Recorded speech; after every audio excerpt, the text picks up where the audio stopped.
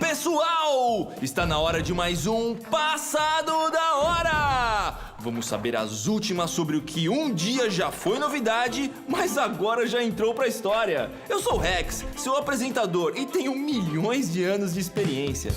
Hoje vamos falar de uma década que mudou o Brasil, com novidades como a TV e o automóvel. Então apertem os cintos e preparem-se para chacoalhar o esqueleto, porque vamos viajar para o Brasil dos anos 50!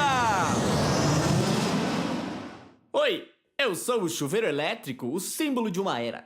Eu fui inventado aqui mesmo no Brasil e agora vocês podem tomar um banho quentinho. E a partir de 1949, vários outros aparelhos elétricos chegaram ao país. Chegamos! Não querendo ser metidinho, mas sendo muito metidinho, vamos começar essa história do começo. Deixa comigo, Rex. Tudo começou com o fim da Segunda Guerra Mundial, em 1945. Como sempre, no final de uma guerra, o que não falta são destroços e um plano de reconstrução, criado por e para o benefício dos vencedores. Com a Europa e o Japão em ruínas, os produtos industriais e a cultura dos Estados Unidos invadiram o mundo por todas as frentes. Os norte-americanos já eram especialistas em abarrotar as suas casas de coisas, então aquele era o momento ideal para aplicar esse modelo ao mundo inteiro. Essa cultura do consumo trouxe várias novidades que influenciaram o Brasil, como eletrodomésticos, lanchonetes e muito mais. Isso me lembra dos televisores. E filmes de monstros e discos voadores é assunto pro nosso amigo mais enrolado. Vai, Ramizes! Obrigado, Rex. Se você acha ruim quando a internet está lenta e um vídeo demora demais para carregar, olha só isso! Antigamente, só dava para assistir filmes, desenhos e notícias no cinema. Foi só em 1950 que surgiu a primeira emissora de TV no Brasil. Na época em que filmes de monstros, como eu, estavam na moda, os televisores eram pequenos, com imagens preto e branco, e mesmo assim, custavam muito caro. Os anos 50, a época das radionovelas. Estamos aqui com um astro dessa época.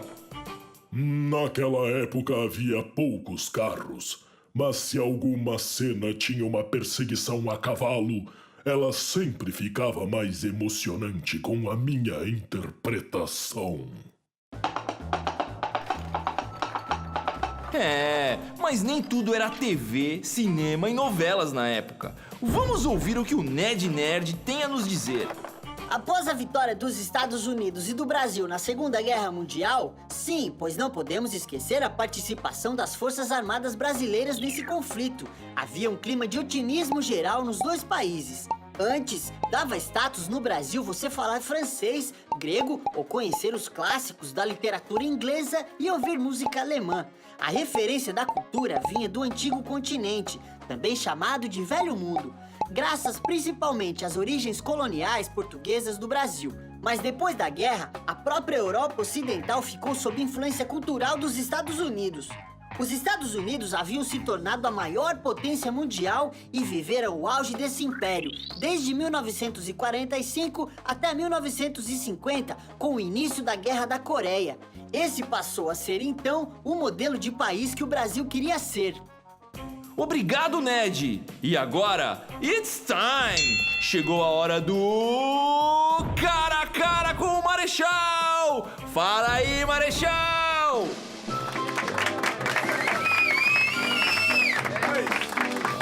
Bem-vindos, telespectadores, a mais um Cara a Cara com o Marechal. Hoje com o ilustre desconhecido no passado e foi caminhoneiro durante o mandato de Juscelino Kubitschek. Ô, caminhoneiro, é verdade que o JK começou a substituir as ferrovias por rodovias? Isso mesmo, Marechal. Logo depois dele inaugurar Brasília, em 1960, foram construídas as rodovias Belém-Brasília, Brasília-Rio Branco e Cuiabá-Porto Velho. Modéstia à parte, Marechal, eu fui muito além do que qualquer trem nesse Brasil. Então quer dizer que o senhor ficou famoso com as suas andanças pelo Brasil afora, não é? Assim como eu. Não fiquei famoso. Mas um cara rodado assim como eu nunca fica parado. Só parei mesmo quando eu dormi uma vez e acabei beijando um poste. E agora, pra terminar, uma última pergunta pessoal, se é que você me permite, Você estava muito apaixonado para beijar esse poste, Não precisa responder. Adeus, ilustre apaixonado, digo, desconhecido. E adeus, telespectadores de mais um Cara a Cara com o Marechal, o programa onde só eu sou famoso. Que motorista beijoqueiro! Vamos continuar com o Ned. O objetivo de Juscelino era integrar o território brasileiro. E por que ele não usou trens para isso? Porque durante décadas, o café foi o principal produto da nossa economia. Mas desde os anos 30, ele já não trazia tanto sucesso. E como era transportado principalmente por trem, muitas empresas ferroviárias faliram por falta de trabalho. Além de integrar o território nacional, Juscelino prometeu fazer o Brasil crescer 50 anos em 5, sendo esse o lema do seu governo. E para acelerar esse crescimento, ele ampliou as rodovias para atrair fabricantes de automóveis. Elas montavam fábricas no Brasil e atraíram outras empresas. Indústrias de peças para carros, pneus, lubrificadores e muitas outras. Chegou a hora do nosso momento musical, com o rádio que mais fala do que ouve. Com vocês, Vitor Vitrola! Olá, caros ouvintes. O momento que todos estavam esperando. O surgimento do rock and roll. E, finalmente, o nosso estimado, idolatrado Elvis Presley. O quê? Não posso tocar Elvis Presley? Como assim, produção? Então tocarei qualquer rock and roll, mequetrefe mesmo.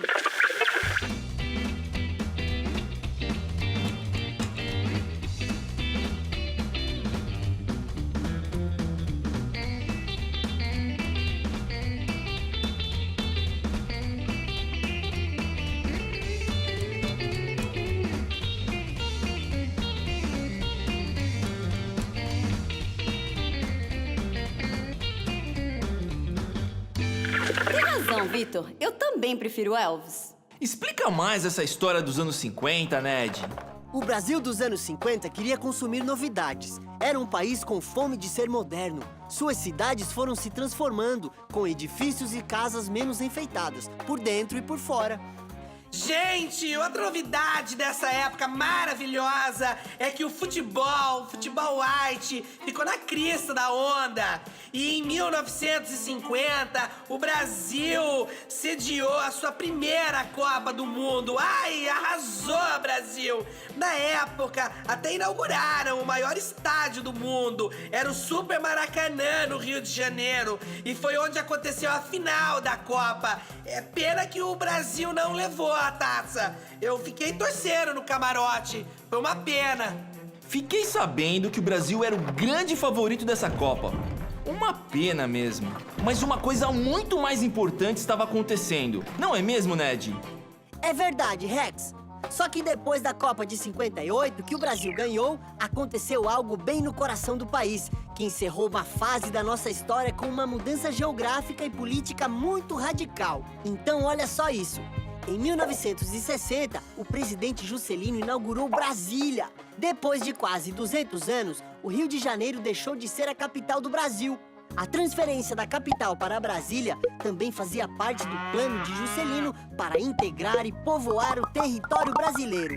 E deu certo. O Centro-Oeste, que na época era quase desabitado, hoje é uma grande região produtora de alimentos. Nosso tempo está acabando! Atenção, velharias! A ampulheta está quase no fim! Voltem todos aos seus lugares! Nos vemos no próximo Passado da Hora! Acho que agora eu posso entrar, né? Segura a onda, micro-ondas. Você só chegou no Brasil nos anos 80.